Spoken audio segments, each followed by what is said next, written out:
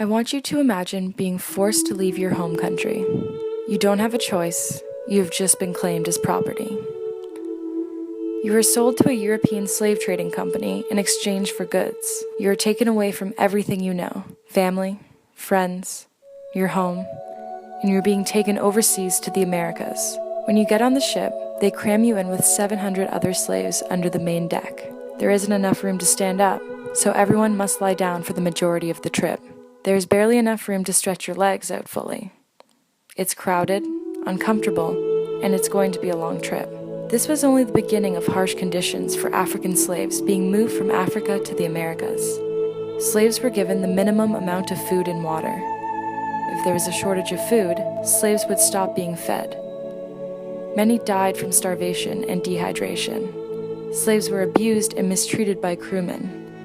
Many slaves were killed by crewmen to scare other slaves from revolting.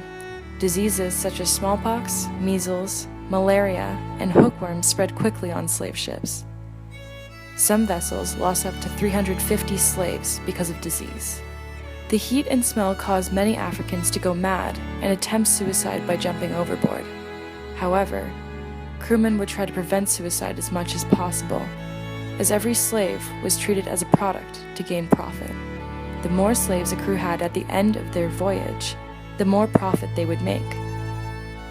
Ships often decided between having reasonable amounts of slaves to control the sanitary conditions and level of disease, or would overpack their ships in the hopes that a considerable number would still survive.